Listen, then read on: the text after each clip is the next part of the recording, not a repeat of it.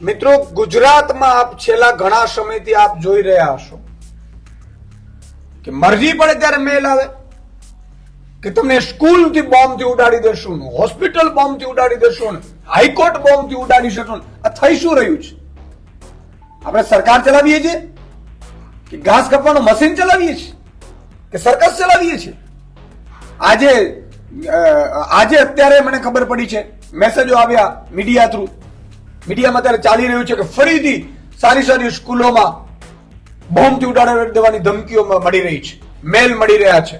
કોઈ પકડાઈ નથી રહ્યું એવું, કોઈ મેલ મળી રહ્યા છે. આજે વાલીઓ કેટલા ચિંતિત છે. આજે હું પણ દીકરાઓનો વાલી છું, હું પરિવાર લઈને બેઠો છું, મને પણ ચિંતા થાય છે. નરેન્દ્ર મોદીએ પણ ચિંતા કરવી જોઈએ. મને લાગે છે કે કાયદો અને વ્યવસ્થામાં ગુજરાતને આ ભાજપે તળિયે બેસાડી દીધું છે. આ પેલા યુપી બિહારની જે હાલત હતી એના કરતા પણ બદતર હાલત ગુજરાતની અત્યારે કાયદો વ્યવસ્થામાં થઈ ગઈ છે. મરજી પડે તે કોઈ મેલ કરી દે છે અને મેલવાળો કોઈ પકડાતો નથી, મેલવાળો કોઈ એની સામે એક્શન નથી લેવાતા. આજે વાલીઓ ચિંતિત છે, બાળકો ચિંતિત છે. મરજી પડે ત્યારે સ્કૂલોમાં મેલ આવે એટલે પછી વાલીઓને અને બાળકોને ચિંતા થાય છે. મને લાગે છે કે ગુજરાતની કાયદો અને વ્યવસ્થા તળિયે ગઈ છે, કારણ કે અહીંયા જે મંત્રી મુખ્યમંત્રી જે બેઠેલા છે એ બધા સર્કસ ચલાવે છે એવી રીતે કામ કરે છે. જાણે કે પોતાના ઘર ભરવા હોય ભ્રષ્ટાચાર કરીને કે ભાઈ ટૂંક સમય છે, હવે આપણી પાસે જેટલો લૂંટાય એટલો ગુજરાત લૂંટી લ્યો, હપ્તા રાજ કરો, ડ્રગ્સ કરો. તમે વિપક્ષના કોઈ મંત્રી કે મુખ્યમંત્રી આવે છે તો આમ આદમી પાર્ટીના નેતાઓને તમે ઘરે પોલીસ પહોંચાડી દો છો. ત્યાં તમારી પોલીસ પહોંચી જાય છે, ત્યાં પોલીસ કેસ કરવો હોય તો પહોંચી જાય છે.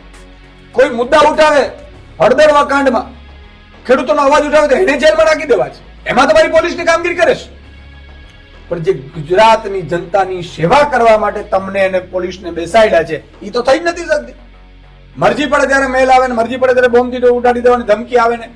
મને લાગે છે કે મુખ્યમંત્રી ગૃહમંત્રીએ જો આ મેલ અથવા તો કાયદો વ્યવસ્થા સંભાળી ન શકતા તો એને તાત્કાલિક ધોરણે રાજીનામું આપી દેવું જોઈએ. આજે ગુજરાતની જનતા ખૂબ ડરેલી છે, ઘરથી બહાર નીકળવામાં ડરે છે, બાળકોને સ્કૂલે મોકલવામાં ડરે છે. તમે જોયું વચ્ચે એક સ્કૂલમાં નવમા ધોરણમાં બાળક ભણતો, એને 8મા 9મા ધોરણમાં બાળક ભણતા તો છરીથી ચાકુથી હત્યા કરી નાખી છે. વાલીઓ પ્રાઇવેટ સ્કૂલમાં મોકલતા ડરે છે, સરકારી સ્કૂલમાં મોકલતા ડરે છે. આવું ગુજરાત કોણે બનાવ્યું?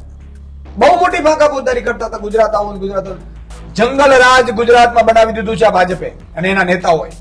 આજે દુઃખ સાથે કહેવું પડે છે ગુજરાતમાં કોઈ પણ સુરક્ષિત નથી અને કોઈ પણ વ્યક્તિ પોતાના સંતાનોને પણ સુરક્ષિત માનતો